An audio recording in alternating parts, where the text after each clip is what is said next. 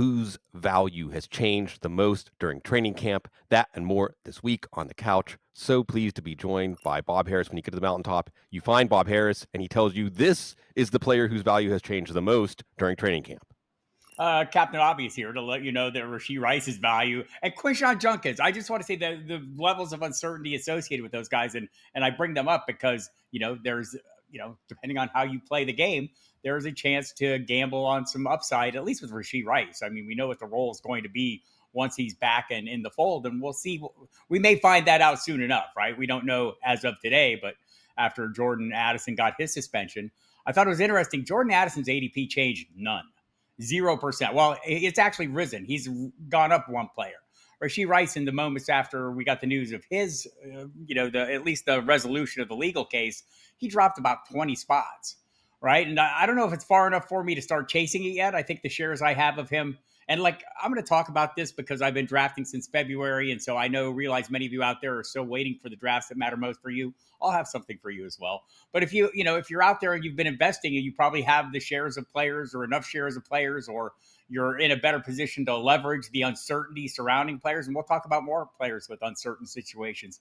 I think it's a great place to take advantage of ADP inefficiencies or these uncertain, more ambiguous situations. And Rice, to me, there's a ton of upside there based on what we saw, the role he established himself in last year, and Patrick Mahomes' apparent desire to help him achieve the numbers we saw. So I'm interested in his drop right now an awful lot.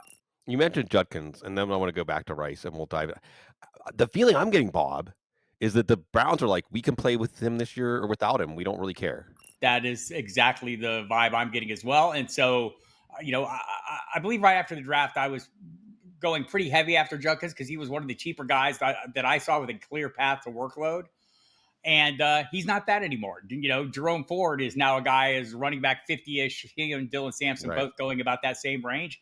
I'm fine drafting either of them, especially if I'm getting somebody who's maybe nicked up to open the season and I need someone to carry me early. Jerome Ford is that answer. If I'm thinking maybe I need a surprise, a special project that's going to rise up over the course of a few weeks and maybe give me something later in the run, maybe it's Dylan Sampson in that role. So that's kind of how I've been playing that one. But Judkins for sure. It feels like right now he's almost become persona non grata in fantasy drafts. People are just not touching him at all. Yeah, that's the correct approach. And then just really quick on Ford and Sampson, what I like, especially about Ford, but I think it applies to Sampson too, is once you get past the 13th, 14th round, you want to take players that within a week, you know whether you want to hold on to them or not. Right. So, I mean, if Sampson doesn't flash in week one, even if it's only on 8 touches, then you're moving on. If Ford only gets 8 touches, you're moving on. If the Cleveland offense is just stuck in a ditch on the side of the road, you're moving on. So that makes it easier. Let's go back to Kansas City because I think there's a lot of different intersecting questions here. And I had Rashee Rice in the 5th round anyway, before, when it was still looking like, well, his suspension may not come, resolution may not come until 2026. I had him in the 5th round anyway because I think we have some different things to tease apart here. And I know these questions it's the nature of fantasy football. These questions all overlap and run together, and the answers are kind of interdependent, right? But when we look at the Kansas City offense, so you're right, Rashee Rice, at the time he went out last year, was number 2 overall. Now, it was a very small sample size. And however, how much of that was because of necessity?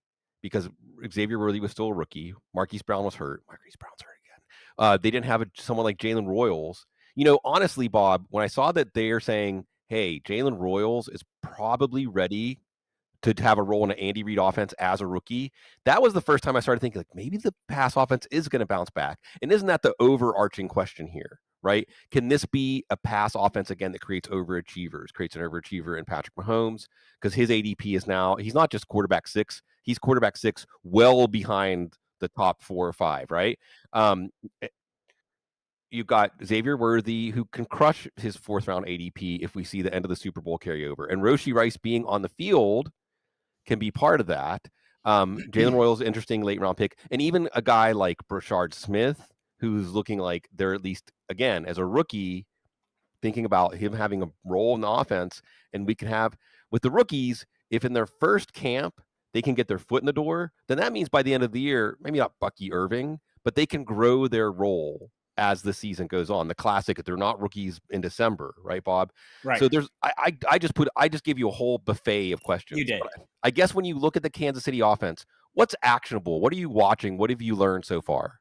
So I was kind of with you on Rasheed Rice. I wasn't buying him a ton at cost early on when he was going very high, just middle of the wide receiver twos. I was more interested in Xavier Worthy. You talked about that big Super Bowl performance, a record setting performance. But leading up to that, also, he had started checking all the boxes. He was making plays, he was becoming more of an option. I think the big desire in Kansas City is clear. Andy Reid's talked about it. Patrick Mahomes has talked about it. The beat writers who cover the team have talked about it. Going deeper is important to them.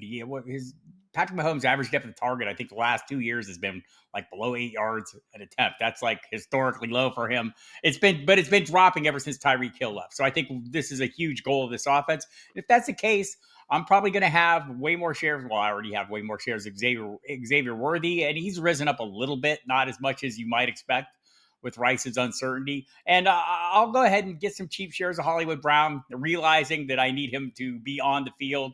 Heard the words from Nagel today. He's got a lot of ground to make up when he gets back on the field. I mean, they're clearly putting him on notice, and so Royals has becomes a more interesting, dart toss to me. And that's, look, I'm always going to be looking at the cheaper options as I ponder the more expensive options. Well, I can get him here. Who can I get for nothing? And Royals is somebody I can get for nothing. And if I can find a player I feel is and look, every range of this draft, we're talking about wherever Rasheed Rice is going, wide receiver 21 right now. I could take Xavier Worthy still after him. I get Cortland Sutton after him. I get Right? Jameson Williams, Devontae Smith, Tedero McMillan, the Calvin Ridley, George Pickens, the list of guys, Jalen Waddle, the list of guys I can get cheaper than that with, far less uncertainty, people. Yeah. Nothing's certain about anyone. I realize that, but the baseline is way more certain than Rasheed Rice. And like, we'll see. My feeling is once we got Addison's suspension, we'll probably get Rice's soon. I feel like there may be some, effort for him to mitigate whatever his suspension is. But man, they might hit him hard. I mean, we just don't know. So I think buying the cheaper pieces in these cases is something I'm always looking to doing when you throw in a layer of uncertainty, especially when you're talking about a quarterback like Patrick Mahomes, who we know can get the job done if he's given the opportunity and given all the talk that that's the goal. The desire is to get the ball down the field. I'm willing to throw some late round shots at some of these guys, even knowing it going exactly as you say. If it doesn't look like there's a role or a path to workload at some point, you can move on from them quickly. Yeah, exactly. Royals should be on waiver wire speed dial. That's Yes. like, I mean, just be ready for this Yeah. guy Have to him on the make. watch list. He's going to make a and we in no way, shape, or form will I recommend taking Travis Kelsey this year, but that's okay. We love Travis Kelsey. We love what he did for us, but that's probably the one answer that's not going to happen this year for Kansas City's offense. Okay, there's so much here to go through, Bob, because we're talking training camp, and I'm asking for myself as much as for the audience. Let's start with injuries, just because these are some of these we can kind of move on quickly. We can just get it out there and move on quickly. Starting with Joe Mixon, is this like Quinshon Judkins 10-foot pole team? Like I've had to be staring at him for a long time before I take him. That's what it's kind of turned into. I mean, like if you look at just the general ADP, it's running back 20. Like there are backs I would take after him all day long. David Montgomery, DeAndre Swift, to Isaiah Pacheco, that I feel pretty confident in the roles, right? But also there comes a point. I hosted a show on Sirius last night, a host draft, and it was a super flex, so that depressed everybody a little bit. But we're looking at like round 8 for Joe Mixon. I think I'm probably willing to roll the dice about that, right? Like that seems like a reasonable, especially given the reports we haven't seen. Nick Chubb isn't setting the world on fire, Yeah, and I don't know that I expect him to, but he is there, and Woody Marks is there, and there are other pieces there. So, and we don't know exactly what this offense is going to be. The offensive line apparently still a work in progress, very much. but Joe Mixon navigated that pretty well last year. So. Here's what I always try to do. I always try and remind myself it's the first week of August. The news we're talking about the first week of August almost never will be the news we're talking about the first week of September. So if if the price slides far enough, I'm interested in Mixon. But again, I feel like the running backs in that range, that kind of running back 15 through 20, almost 30. If you're looking at guys like Tony Pollard, I mean, Right. I can probably survive and avoid avoid the uncertainty. It's like driving down the superhighway of fantasy football. Oh man, look at there's this straggler ahead of me with a Texas uniform on. I'll just switch lanes and grab this other guy and move forward. And I'm probably going to be doing that a lot with Mixon this year. Yeah, Bob, I'm more pessimistic, or at least a little more averse. Where I mean, I can't take him over Jordan Mason. I can't I'm take probably him not. over Well, Ramondre Stevenson. You know, I I'm mean, probably missing him by that point since I'm not taking him early. Look, I'm a Cam Scatteroo guy. I mean, there's a lot of players yeah, I would rather take chances on later at a right, cheaper price on exactly. the upside. So I think that's more the more the value. Like the Mixon thing is creepy, just for no other reason than we started hearing about it right after the season. Oh, he's in a boot, but it'll be okay. And then then we get in March. Oh, well, he's back in the boot, but it's going to be okay. And so one of the things we do, people like you and me all off season long, is we measure what's said against what's happening. Well, so far, what's happening is absolutely not what's been said all along. And so that is a huge concern. And maybe they're just taking it easy on him. We'll find out. I don't know if they have the pieces to make up the gap. So if he's available, they'll try and get him in there. But I think there's big questions about this offense. So in general, yes, I'm avoiding him. I mean, would there come a like everybody at the Well, right sure, price, sure, right? But it would have to be like I'm pretty much I think I would tell you I have 0 shares of Joe Mixon yeah, drafting since February. So right, that right, probably right, tells you something. I'm just finding other alternatives in the yeah. same range, and he hasn't gotten cheap enough yet where I'm going, oh yeah, I need some of that. Yeah, exactly. And I mean, at a certain point, I might even be saying, like, do I take Trey Benson over him? Do I take Zach Charbonnet? I mean, probably, because I'm always asking the question, like, who can really change my season? Like, knowing what we know about Joe Mixon, is he really gonna be able to change our season this year? Like you said, like you keep citing, also the fact that the Texans are the team trying a different offensive line combination every day. I Right. mean, maybe not every day, but that's where they are. Pretty Okay, much. more injury situations. I guess the way I can set up this injury situation is everybody has to go into their draft now. I think asking themselves, am I willing to take a Marion Hampton in the 3rd round? I mean, do you think that's the right question, and how would you answer it? Yes, that is the right question. The answer is slowly becoming yes. I want some exposure to him. Like if I'm drafting in a single league, it's not like he's not something that I have to have. There are a lot of guys in that price range that I like better that are going after him. I like Kenneth Walker the third. I know everyone might not agree, but I think he's in an ideal spot. I've heard Clint Kubiak say the day he got hired in that job, I'm giving this guy the ball. I heard him say last Saturday, I have to get the ball in his hands. I mean, it's been the consistent discussion about this has been throughout. That outside zone scheme seems great. So I'm also probably okay taking Alvin Kamara. I'm probably very Yeah. happy taking Chuba Hubbard. I'm Right? very happy. Right. There's a series of guys who I feel a little more comfortable with the roles being established. That said, Omarion Hampton's in a great offense for running backs. And right now, Najee Harris, as supportive as I try to be of all the Harris family, is not quite ready, right? He's just not there yet. You too, Trey. Pick up the pace. Come on, guys. Yeah, yeah, But yeah, like until we get a little clarity on that, and like remember, this is Najee Harris has played for a few years. He's not played in this offense. He doesn't know it. And walking laps around the field in a weighted vest is not getting him ready. So Amari and Hampton, and I think like I was kind of down on Hampton. I thought he was too expensive before Harris had the incidents on July 4th, right? And I felt like I'm probably not going to have a lot of him because I think he was still running back 16ish or somewhere right. 18 or somewhere in that range. And I just wasn't. I'm thinking that's probably going to be more of a split that I'm interested in. Well, it's things have changed, and we have to let our thinking evolve as things change. And we do see a great deal of success, and it's also reasonable to think back. Oh wow, 1,500 scrimmage yards the last 2 years, 15 touchdowns a year. I mean, Yeah. he comes to work with a body of production and the ideal size and all the things we like. And so, yes, he's growing on me at that price. Although there are probably guys I prefer a little ahead of him, and guys I'm perfectly fine with a little after him. Yeah, I think with Hampton, you touched on a couple of things that are important. Now, I overreact to everything. Everybody can choose to take or leave it, and it's just one play. And all I'm saying is it's something that I made a note of it, and I want to I see. know. I want to see if there's anything out of this file, because he got a goal line carry in the Hall of Fame game, and it's the Hall of Fame game, you know. And he's Omarion Hampton, and he tried to take it to the corner, and he got chopped down hard. Was it Rock Yassin who like chopped him down Yeah, hard? And what that tells me in a Matt Waldman problem solver kind of way is like, hey man, like he you're a didn't solve big that well. no. Number one, you're not as fast to the corner as you think. Number two, you didn't know how to protect yourself or react to incoming contact. Number three, you shouldn't have even been like you're Marion Hampton. When I watched him, I honestly, Bob, didn't see that much of a separation between him and like Caleb Johnson.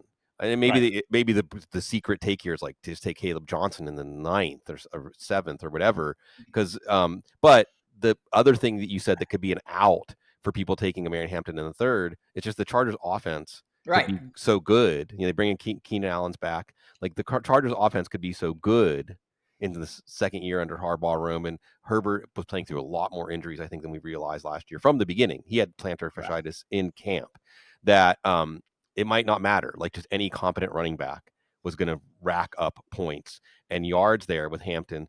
So we'll see. Another guy that you might be weighing against Marion Hampton is Brees Hall.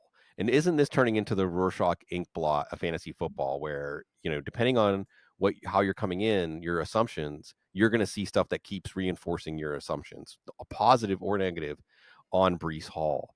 So where we are, one of the biggest riddles of fantasy drafts this year. I'm at like Allen is I love the price, and you hear the various beat writers 240 pounds of rock. I like all that kind of goodness there. I also like the fact that Tanner Enstrad and the Detroit crowd.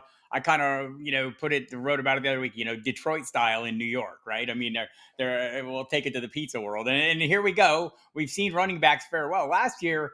In the 14 games they played together, Jahmyr Gibbs was running back 5. David Montgomery was running back 14, running back 9 over those same games, right? So I think there's maybe some room here. Like I've been a little down on Brees Hall. I don't like him at cost. Because I think there is going to be a split. Aaron Glenn, since the day he got there, he's been talking about 3 running backs. Well, somewhere along the line, Isaiah Davis is not done something to make him happy because he fell out of the conversation, but Allen has risen up in the conversation. Also, if you read some of the people who cover the Jets closely, there's an analytics site, JetsX. They have made some pretty compelling arguments that Hall is slowing down. The post-injury Hall is slowing down, and the analytics kind of bear that out that they presented. So I think I've been a little dialed back just because I think we're paying. Look, he does. I mean, like Brees Hall at his Brees Halliest could has top 5 running back. Right. He's in that conversation. I don't know if he's still that guy, and I don't know if he'll Exactly. get that role. That said, and look, Detroit offense, Mm-hmm. the Jets offense evolving into the Detroit offense is going to be a work in progress. And I don't know that Tanner Inkstrand is actually Ben Johnson. I just know he's Sure. worked with him and some things are going to rub off. So they're going to try some things. They have a running quarterback there. Maybe that muddies the water a little bit. So I have not been in on Hall. I am in on Allen because running back 50. What is he? 50? Yeah. Is he still in the 50s right now? I Yes. mean, it's kind of like an auto pick for me at this point. When I get to that point in the draft, I'm going, yeah, I'll take some of that, please. So that's Yeah. kind of where I'm at. And if he emerges as a role, if this is a true split, the people who picked up Allen late are going to have a ton of value. The people who picked up Hall are going to be less than pleased at what they paid. Yeah. It's also a team that wants to lead the league in rush attempts. Yes. So, that's not a bad thing for Hall, although like you said, it complicates things with the running quarterback. Because really for Hall to get there, he needs 60 or 70 receptions. And I don't know that Justin Fields is the quarterback to get him to 60 or 70 I, receptions. So Probably not. But that was the thing. I mean, that was 100% his big year. Though, what was it? Running back 3 year, a couple of years yeah, back. He was either the most or the second most targeted running back in the NFL. Right? yeah, It was a huge thing. And then Aaron Jones never made good, or Aaron Rodgers never made good of that. Talking about him, saying in training camp last year, like, wow, this guy's a great receiver, and never maximized that, never leveraged that ability. yeah. It's yeah. Almost 20 minutes in, and now the neurotic Steelers fan. You mentioned Aaron Rodgers. It's like Sorry. you're gonna trigger me. No, not really. One thing that might be triggering people though, is speaking of uncertainties, injury uncertainty on 2 players. And I guess I'll set it up this way because I just like to appeal to all of your experience and knowledge. And fantasy football in a nutshell is making decisions with incomplete information. Correct. Every week, every draft, our trades, our waiver wire pickups, Um, I am assuming that Chris Godwin and Brandon Ayuk will start the season on the PUP list. I am assuming that we won't see a usable player in fantasy football until sometime in October. What do you think of that assumption? I think that's a pretty reasonable assumption. The way things look right now, I'm not expecting. I'm not expecting. Definitely not expecting Ayuk before then. And Godwin, I think I'm pretty much getting there at this point right now. Just the way things are rolling, I haven't seen any indications that made me think he's going to be ready. Definitely not ready week one. And once you're not ready week one, I mean, I'm thinking October. Yeah. Well, that's the thing with the calculus for these teams. You mentioned something good earlier that I didn't touch on in the Joe Bryant VBD call out here, that Jordan Addison's ADP didn't really drop, and it shouldn't, right? It was Like, baked into the cake. That the right. suspension was. We knew it was coming. And Jordan Addison is a seventh, eighth, ninth round pick. Correct. If he's successful, if JJ McCarthy is successful in his first year at quarterback, then the amount of VBD that Addison provides as a wide receiver 3 flex is only going to drop incrementally by missing those 3 games, because Right. we're so far down in the draft, right? I mean, if he's a success, he's going to be a success at 14 games or at 17 games. So that's not really a big deal. But in a similar way, when you talk about like the increments are small for a team, like you said, Bob, if Chris Godwin isn't ready to suit up in week one, then you might as well put him on the PUP list. You might as well give Yep. him, and remember, this team, one of the overarching stories that folks need to understand that's coming together, and I got to give props to Scott Barrett, and I can't remember who was, like Ari Alexander, who was on the sidelines with Mike Evans, and Scott pointed this out, and now we're seeing momentum here, Bob, where I think it was Ari Alexander. I'm sorry if I got that wrong. Said like, "Hey, you've got a few more years," and Mike Evans said, few more years. I don't know." And now you're seeing, I think Rick Stroud wrote a piece about this. Like, watch Mike Evans closely because it might be the Right. last year you get to watch him. And Right. they're talking about Super Bowl. So wouldn't that also make sense to say, like, we don't need Chris Preserve. Godwin? So so here's the next question, and I'm really answering my own question with all this buildup. When is the ADP of Mike Evans, Emeka Buka, and Jalen McMillan going to adjust to this? I hope never. Said the guy with so many shares of Mike Evans that I don't know what to do with it. Like, and I'm fine. Like, Buka, the talk is off the charts Oh my positive. gosh! Off the charts positive. Teammates, coaches, beat writers, all like, this guy looks like he's been playing in the NFL for a period of time. All that is fantastic. We saw what Jalen McMillan could do, or at least that he's established some form of simpatico with one Baker Mayfield. So I'm with you on this one. I think like I cannot get enough Mike Evans. If I'm drafting and I can somehow pull off the late round 3 Devontae Adams, early round 4 Mike Evans pairing, I am ecstatic. I feel like that's put me in great position to win leagues, and it happens more, I feel, than it should. Although Adams is rising a little bit, hopefully the Matthew Stafford news of this week scares people off him a little bit more.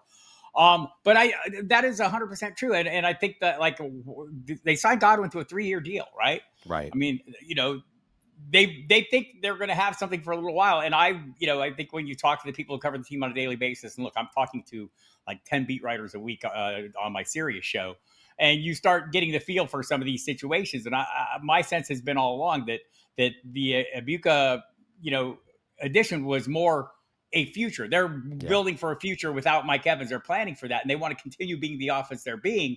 But if the future comes a little quicker based on circumstances, I don't think they're going to shy away from it. And I'm kind of eager to see how it works out. Godwin was so good last year. It was like, I mean, how many guys could be wide receiver 2 when they got hurt? Nico Collins, Rasheed Rice, Right. Chris Godwin, Right. The like curse of wide receiver 2. right. Yeah. But yeah, so through week 7 though, he was right up there. So I think there's a lot to like about him when he's back. But right now, there's a lot of uncertainty. I don't have a lot of shares of him. I got some when he was way cheaper earlier, when there was a lot more uncertainty. Then it's funny. This is your daily reminder that right and wrong are transient circumstances. Oh You can be yes. right and wrong about the same player multiple times over the course of an offseason, a week, a game. I mean, it's just like that's the nature of the game. And so the chart's kind of gone up and down on him, on Godwin a little bit, based on the signing, the new deal. Oh wow, we got a deal. They must be pretty confident, And yes, they're confident, but in a different way than we thought when we thought they were confident in the short term. So be mindful of all these things and try to pivot in your drafts. And if you're in drafts that matter the most, maybe you want to shy away from that Godwin uncertainty and focus on Mike Evans, the more sure thing. If you want to take a chance on a player, maybe it's Ibuka. And if you're in super deep leagues, McMillan is that guy to take a shot on late in your draft. Yeah, absolutely. And this is one of those situations where there's, for whatever reason, there's a gap, there's a lag in fantasy football reacting to this.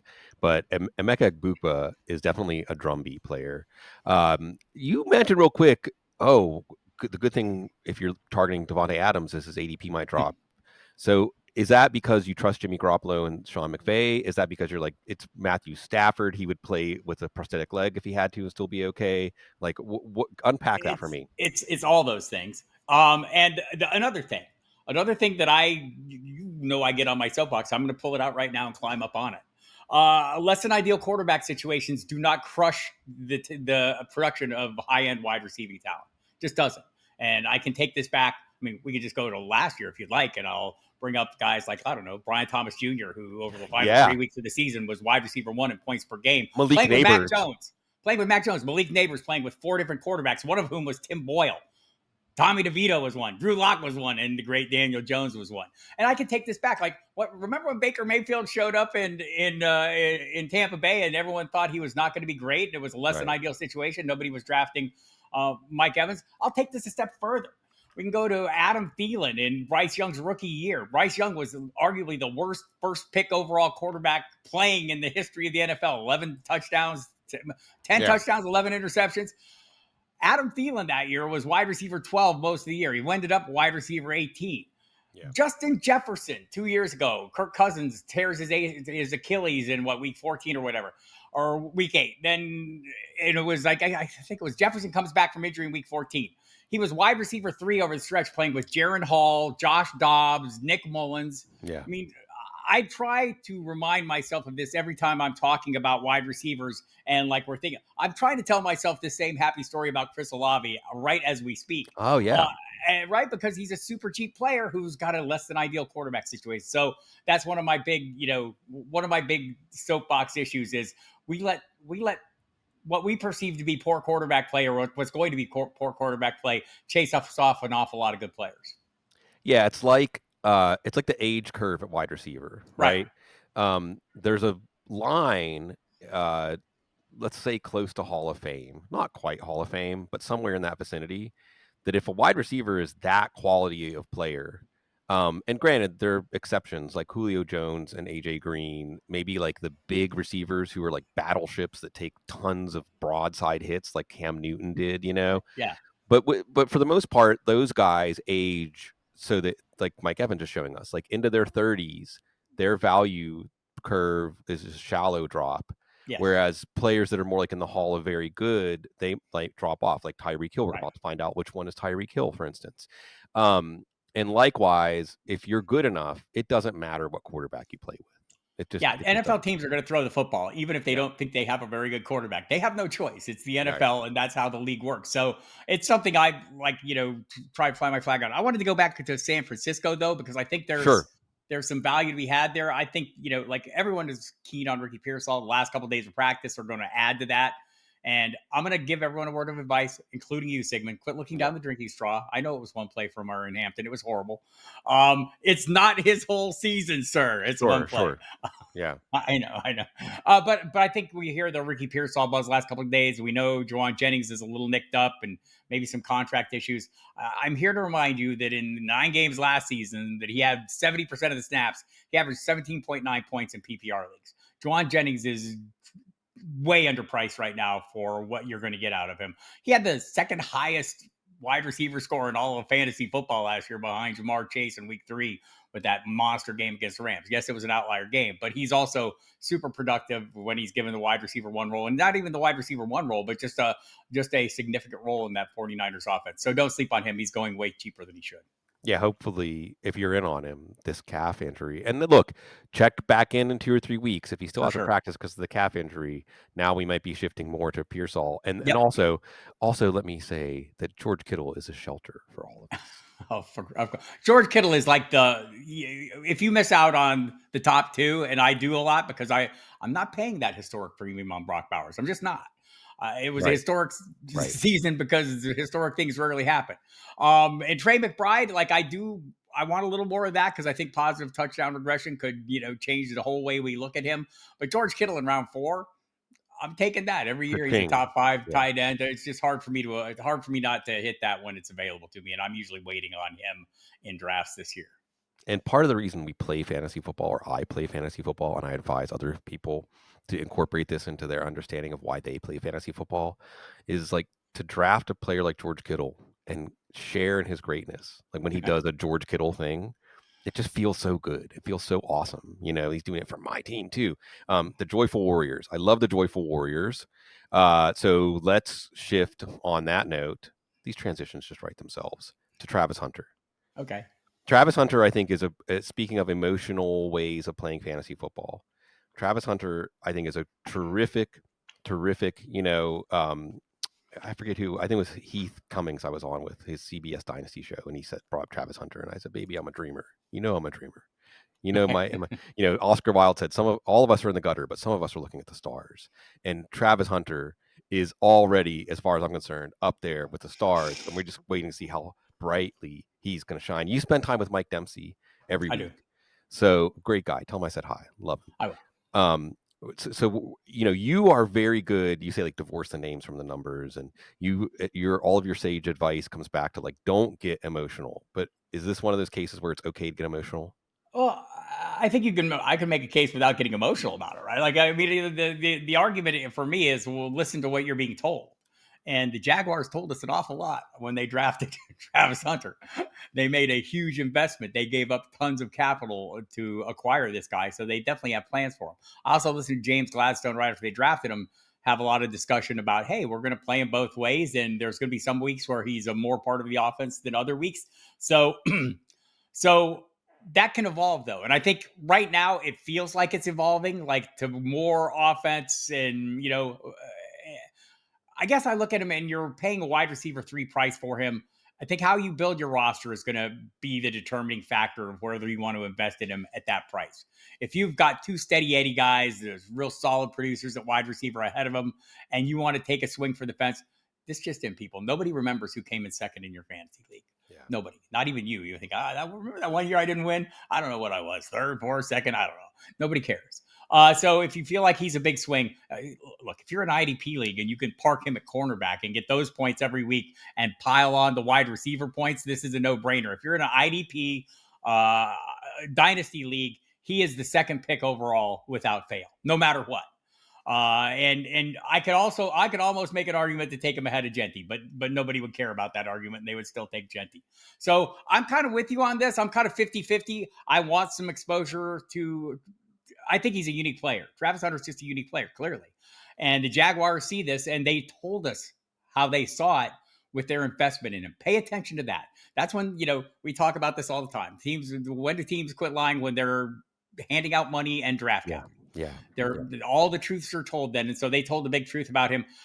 There are concerns. I know Matt Waldman's concerned about him holding up over the long term, playing both ways, and I think that's realistic. But I think sometimes we have to acknowledge that there are some people are different. I would like you to know that Derrick Henry is a different kind of person, Yeah. right? It happens. There are unique individuals with skills and physical attributes that set them apart from the crowd. It feels like the Jaguars believe Travis Henry is one of those guys. Yes. Yes. And there's a couple of different layers to it. Again, one is that how do we know when someone truly unique is coming by, a comet, that you can catch on to? It's because the people around that player react as if he's a comet. Right. And that's what they're doing. And then the other thing is that they seem kind of giddy, right? They're like, oh my, look what we have. And you might be able to tap into that feeling on your fantasy team. And I'm not saying this, Bob, to say that Brian Thomas Jr. will be a bust. Brian Thomas Jr. will be a player that you regret taking at ADP when I say this, but it is within the range of outcomes. It is within the range of outcomes that after 1, 2, 3 weeks of the regular season, we say we should have been taking Travis Hunter ahead of Brian Thomas. Fair? I think that's on the less likely end of the range of possible outcomes. 5%, 5%, I'll give you, 5% or less. I'll give you 10%, right? Like, I mean, it's 100%, it's a wide range. Here's what we know for sure. The Jaguars are determined to give playmakers, or to add playmakers to this offense. Guys, and Brian Thomas Jr. is one of those guys who breaks off the long plays and is capable of that. Also, Travis Hunter Yeah. does that. Also, Bashal Tutin has the physical attributes that will allow him to do that at that position. I think this is going to be a process. Something I do think about the Jaguars right now, I will say, I think we're going to find James Gladstone a very entertaining person to have Yes. in the NFL as we head into the next few years. I mean, love the way he talks about the game, love the way he talks about players, love the openness that he displays when he's discussing the process behind how he views them. Right. So I think that's going to be really helpful to us. And if you missed out on it, there's plenty of video out there and audio of him discussing this pick and why he made Yeah. it in the time right after the draft, and it was fascinating to me. Yeah, Mike Silver did a piece for The Athletic where they basically just let him be in the war room and tell like the whole everything process. They wanted RJ Harvey too. And what I really like about James Gladstone, Bob, is he's not stuck in the cocoon. What's Right. up, Evan Silva? He's going to be on the couch next week, by the way. Return to the couch of Evan Silva. He's not in the cocoon where he only makes defensible decisions. Like we like I cannot stand that old, and well, as long as I make decisions that are defensible, I won't get fired or my name won't be mud. Like Bill Belichick, I think blew this up in a good way, where like you don't have to just do what other people would do, and if you're good Isn't enough, that why the Jaguars are where they are? pretty Like, much. right? Like, and so that's why I love this pivot. I love the whole idea of coming in. Whether I'm a big believer in Liam Cohen, I look at Dave Canales and I feel like that guy was probably a good guy. I feel like that's going to turn out to be a good hire for Yes. the Carolina Panthers. I feel like Liam Cohen could be next in line in that. And obviously they have things in common, or, the Tampa Bay time in Tampa Bay, but also that whole McVay lineage for Liam Cohen and Gladstone, Right. hanging out with that. So yeah, I'm interested to see how it plays out, but it's going to be way more fun than it has been in Jacksonville. And I think Mike Dempsey will attest to that. Is it going to be fun if you take Christian McCaffrey with your first round pick? Maybe. I'm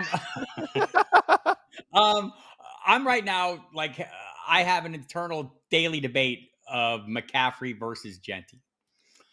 And if Christian McCaffrey can remain healthy, everything is there for him to be the number one overall running back in the NFL. Why? Because we've seen this before. I don't think the skills have eroded. The injuries are the only question. Can he remain healthy? I feel like we've had this discussion about Christian McCaffrey about 3 different times over the course of his career. And each of those times it's proven to be a fool's errand to say, he can't come back from that. So I'm not against it. I'm probably avoiding it all and like pushing all my chips on Derrick Henry at number 4. Yes. and like, I get it, man. Older players. Look, I'm an older person. I've got to support my group, right? But also, Derrick Henry like ran for more yards after contact than almost everyone else ran all together in all the NFL last year. He had 21 miles an hour 2 different times last year. Twice on that list of top 20 speeds when guys like Tyreek Hill weren't on it at all. We're on that list at all. So, and it's a run heavy offense, a great offense. So I love Derrick Henry. But like, if we're just looking at the offensive ecosystem, what can't Kyle Shanahan do? Kyle Shanahan can't do the thing he tells us he's going to do every time he like thinks about Christian McCaffrey. I got to give him the ball a little less. He just can't do it. He is incapable of giving Christian McCaffrey the ball. And conversely, Christian McCaffrey does not want to come off the field. And so what did we see last year when McCaffrey came back from injury against Tampa Bay? We saw that offense get noticeably better, yards per play. And McCaffrey wasn't even a huge factor, right? He was just on the field, made some catches, made some plays, had a few runs, nice runs. And the offense got demonstrably better than it had been immediately. That's going to be hard for Kyle Shanahan to turn away from, especially with the shortcomings at wide receiver or the issues that they're dealing with at wide receiver to open the season. I think we're going to see a hell of a lot of Christian McCaffrey. If he gets back to that 2023 Offensive Player of the Year volume, 272 carries, can't remember how many catches, but I mean, he ended up with well over 300, touches, and that's the kind of volume. Look, I am still all about the volume. That's the, talking to this with Alfredo Brown about this yesterday. The primordial sludge from which all fantasy scoring rises is touches. You don't get anything without him, and he's going to get an awful lot of them. So I can make and here I am making this argument for the older guy when Ashton Genty's in an ideal spot in a Chip Kelly offense that we saw turn Carlos Hyde into a nearly 1,000-yard rusher in a shortened season in San Francisco, and turned LaShawn McCoy into the yard leader in scrimmage. And it's become, if anything, more traditionally run heavy over the course of the year. So I have this battle. It's a running battle. Today, Genty's winning. Tomorrow, it might be McCaffrey. Yeah, but it's fun. I like how you trace out in the second half of the first round. There's 3 choices, and this doesn't even get into, like, you can also take Brian Thomas Jr. or Sure. Nico Collins. I mean, here's one of my headlines. Wow, is the first round hard this year? Wow. And in a good way, In a good because way. the top 5 or 6 in a PPR league are pretty level. So, headline there is, if you get to pick your draft spot, 5 or 6 is pretty good in a PPR league. Because you can argue for Bijan Robinson, number 1 overall. You could argue for Chase, you could argue for Lamb, you could argue for Bijan Robinson, you could argue for Jahmyr Gibbs, you could argue for Saquon Barkley. So at least 5. But then the next tier is also very level. And what it means is you actually have to take a stand about a player and a team in a situation. Like, this is what. Yes. So, Derrick Henry, like, moderate to strong reward, but less uncertainty. Christian McCaffrey could deliver the number 1 overall player, but more uncertainty. And then Ashton Genty it's that unknown upside, and that's fun. That's fun in fantasy football, and it's fun to, like, I just picture in the Raiders facilities, Bob. It's a whole new feeling. I mean, God, I would let Pete Carroll lead me anywhere. Like, if we had a group of people picking up trash on the side of the freeway, like, I hope Pete Carroll is leading us, because we're gonna have the cleanest freeway stretch. I'm saying? So I feel like hooking into the Raiders in some way, and I'm even okay with Brock Bowers at ADP in a PPR league, just because how much better could he be in year 2 following that, like, Jamar Chase, Justin Jefferson kind of track, and with actual quarterback and actual offensive coordinator. But I think it's easier. Jacoby Myers is an easier entry price to get part of that excitement. Smith late in PP in a super flex league, I think, is fun. Ashton Genty's fun. It's just fun to be part of the Raiders Yes. this year. So let's get in on that. Last question before we go off the rails. Terry McLaurin, James Cook, like, is the right move. Let someone else take them. Like, take them if they fall, like, around past ADP. Take them at ADP. What do we think about the hold in players? Let them fall. Let them fall and take them when they do. Um, and like, if you already have shares, don't panic. Might be a slow start or a slower start than you'd like. I think in Cook's case, now that the Kyron Williams deal is done, we'll probably get some resolution a little more quickly there. I don't think the Cortland Sutton deal helped Terry McLaurin, who wants DK Metcalf money, and Sutton settled for far less than that. I'll say this about the Commanders. I feel like Adam Peters has been pretty much on point since he joined that organization as the GM. I don't see him committing front office malpractice.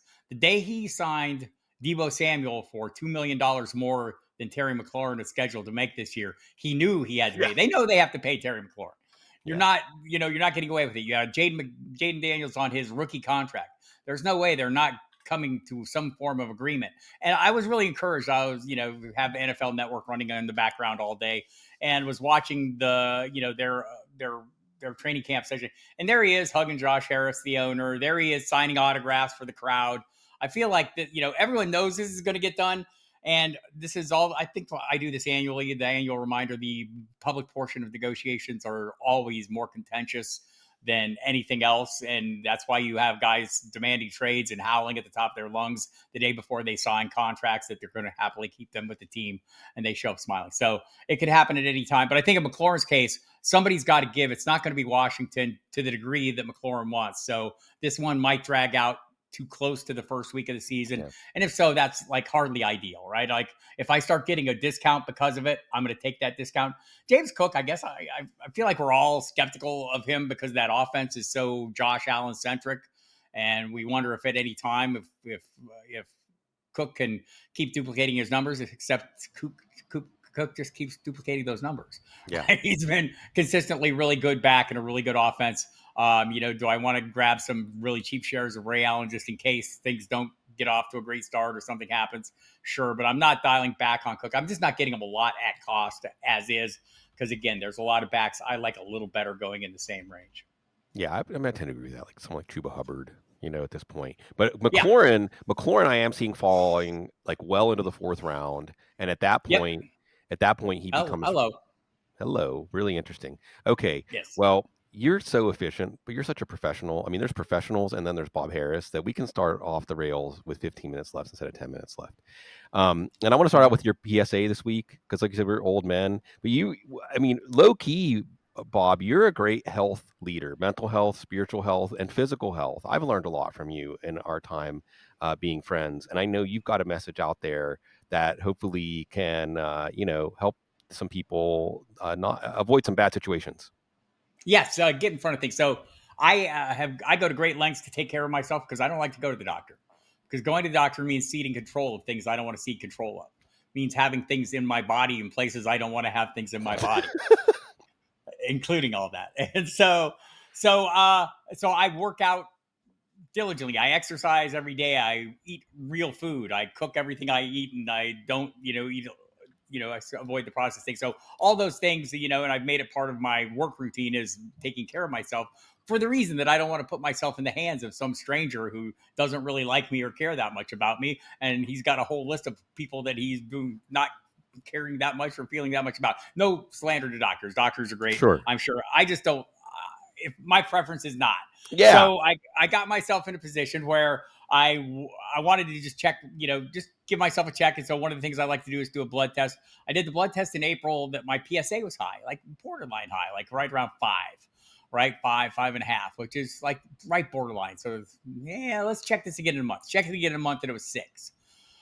Let's get an MRI. Got the MRI the first week of June, and the MRI, the results were likely cancer. There's a lesion, and the word was it was likely cancer. And so I said, "Oh, that's probably not what I wanted to hear."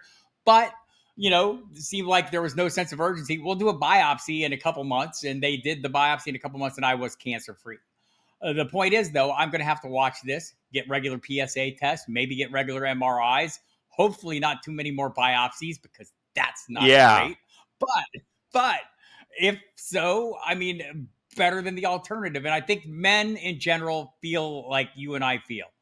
The doctor is our enemy. The doctor is not your enemy. The Right. doctor is a Right. necessary piece of your life. Hope you find one that you love and that loves you and that works out really well. And like a lot of people have really good relationships. I just would rather avoid because I mean we're busy. We got work to do. I don't want to have Yeah. to Yeah. Yeah. someone tell me, yeah, you got to show up here every day for a month. No, I don't want to do that. So I work hard to avoid that, and perhaps to my own detriment, with the notion that I'd rather just deal with something than my way than deal with something their way. Exactly. Well, when you hit 60, what am I 63? There's a point in your life where you have to realize that immortality is not an actual thing. That's for the younger people, and you have to start coming to grips with the belief that you're going to have to hand over some of this control at times in order to keep more control over the long term. And so that's where I'm at. So I would like to urge everyone, make that part if your doctor isn't already doing that as part of your annual physical. Add that to your blood testing boards. It's no extra thing, and they can do it at the same time they're checking everything else. And it's a great way to stay on top of it, because if you do have that, even if I had that, like just the fact that they were waiting 2 months to give me a biopsy tells you there was no great sense of urgency, right? I think you can do things, and I know our friend Bob Lung dealt with this and has had and he got his taken care of. He got in front of it. He's a little younger than me, and but he got in front of it and got it taken care of. And so I think there's giving yourself and the doctor more opportunities, options, and paths to success is a great way to do it. So urging everyone to stay on top of those things. And like the colonoscopies to people, I mean, as Yeah. unappealing as all that is, it's something that that's probably going to save you a lot of grief and trouble down the road if it turns out to be something that you need to be in front of. So I'm a big believer. You know how I do work, Sigmund. Everything I Yeah. do is I'm winning arguments in advance. I'm trying to be proactive in getting things done, right? And so probably I should follow that same path in my personal life and be more proactive in these things. And I think this was a big lesson for me, a big reminder that all those things that work so well in my professional world are also good probably procedures and things to follow in my personal world as well. Yeah, there's a definite thing going on here with our community, with all of our friendships that there's an understanding that the way we approach fantasy football is kind of how we approach life. Like if I have to buy a new charcoal gas grill, or if the hot water heater went out and they're going to replace it, I'm going to do research on that, or like maintaining your body. And I just have to say, when you were talking about doctors sticking things place, I was thinking of using the whole fist doc. So Yes. yeah, yeah. Yes. Although I had my colonoscopy when I was 45, and with the exception of all that prep, Yeah, um, the prep is that's crazy. But the actual like anesthesia and like it felt like $1 million after yeah. that. Some of the best sleep you'll get. Okay, you serenaded me with some Ozzy Osbourne. We gotta definitely say like rest in peace, Ozzy. And my quick story before I hand it off to you is Kate, the love of my life. She never really listened to Black Sabbath. And then the day that Ozzy died, here on WWOZ, all of the DJs were playing Black Sabbath. And even though WWOZ is usually jazz and blues and rhythm and blues and world music and stuff like that, bluegrass. And she texted me. She's like, "Is this Black Sabbath? Is this Ozzy?" I think it was like NIB, And I was like, Right. "Yeah." I was like, "Yeah, pretty good." And she's like, "This is great." And I started when she got home, I was playing like Sweet Leaf and Fairies Wear Boots and all, the like not like the most accessible stuff, but like the next layer. She's like, "This is actually really good." And then she started watching like a documentary about Ozzy. So like Ozzy transitioning and joining the Ancestors for her really touched on like I actually there's a lot more there than I ever realized. Because I'm from the generation, I'm a little bit younger than you. I just turned 50 this year. And I remember like in middle school, everyone's like, "Did you hear that Ozzy put a bucket in the audience and had everyone spit in it and then he drank it?" Like it was just like some Right. sort of story. So like everybody had some sort of Snorted the Ozzy. ants and Right, right, right, right. The Ozzy urban legends. But obviously he meant a lot more than that to a lot of us. What did he mean to you? So I'm going to take this back to when I must have been 10 years old. Cub Scout meeting at Steve Anderson's house. Had an older brother, and we went in the older brother's room with the tapestries hanging on the wall and some kind of odor in the room. And Steve says, "Man, this thing is crazy. Listen to this." And it was the song Black Sabbath, and it Yes. was like listening to a horror movie. Hmm. I was like tingling. I was going, "God, what is this?"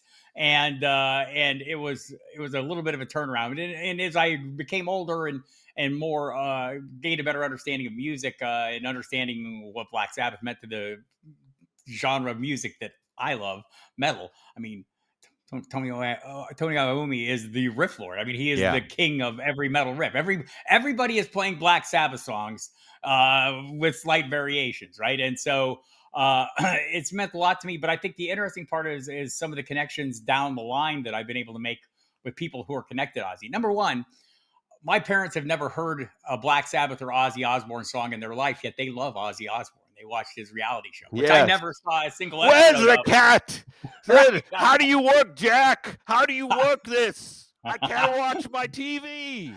My parents love him, and they were broken up when he left, as well as I was. But also, some friends of mine, the good fortune of working with the Alice in Chains fantasy league, people in that league. Mike Inez, the bass player for Alice in Chains, got his big start with Ozzy Osbourne in 1992. Ozzy and Sharon hired him as their bass player, along with a kid named Zach Wild, who Wow. I also know, who had a show on Sirius XM Fantasy Sports Radio when I started on the program. And so those connections are great. And I know I was sending Mike Inez some text. He was on stage with Ozzy at the Back to the Beginning show for some of those, that little 4-song set they did from the post Randy Rhoads era, the No More Tears kind of era. And a great drummer who, by the way, Mike Inez and I share, a friendship with back in the day, and from my days in Tucson, Randy Castillo, who passed away a few years back, was also in that band. So it was Inez, Zach Wild, and Randy Castillo playing with Ozzy. And so there's a lot of connections, and everybody, in the music world will tell you that everything they're playing, Scott Ian from Anthrax is, every riff is basically an Iommi riff, just turned a little bit or twisted a little bit or blatantly copied and used in a different, with different other riffs. So Just a great legacy that they leave behind. It was joyous watching the back to the beginning, seeing the original four. Bill Ward brought back into the fold for that final bit, and like, man, it was, it's tough seeing Ozzy stuck in a chair to do it, but there he is stuck in that chair doing it.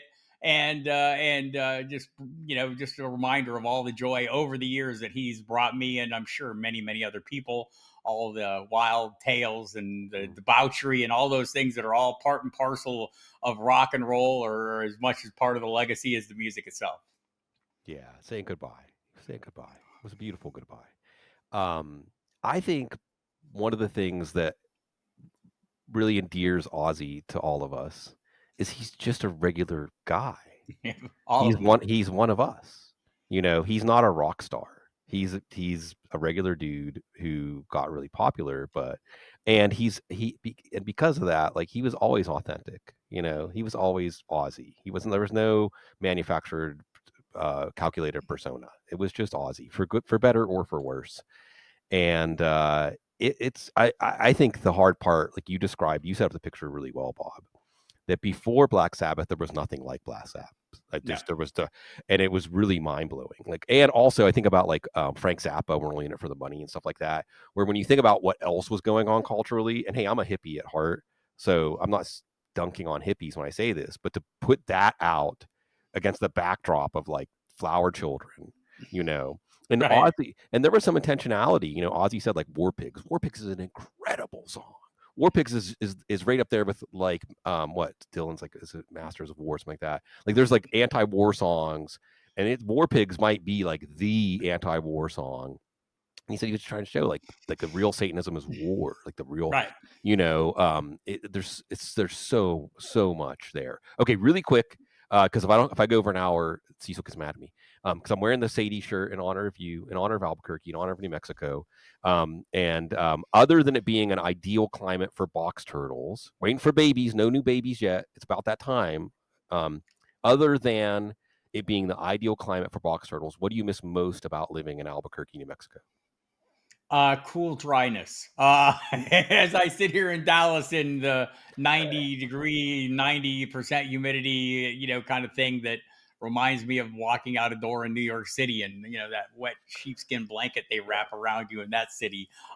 It's and but more so, it's like I love the living at the base of Sandia Peak, and getting out on my back porch every day, and that's what I looked up to, and looked down across the expanse, out across the plateaus and kind of the volcanic lava Mhm, fields and mhm. everything out in the distance, and could see as far as the eye could, right?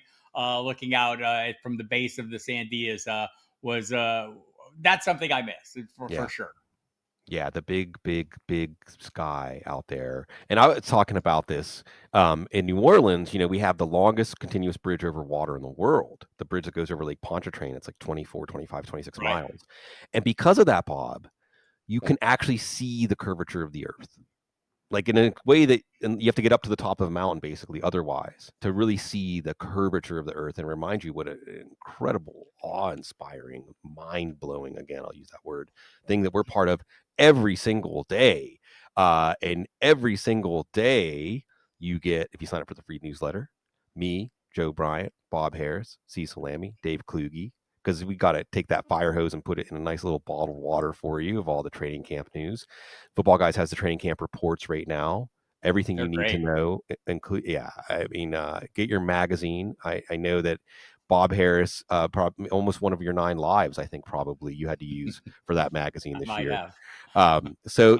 Folks, but most of all, we just love having an excuse to spend so much time with you, and be part of your life, a bigger part of your life, as it's about fantasy drafts, and it's also about all the other things that we share, and we keep each other company as we go through this journey together. You're the only ones we'd ever want to do it with, folks. Why? Why? Because you are so classy.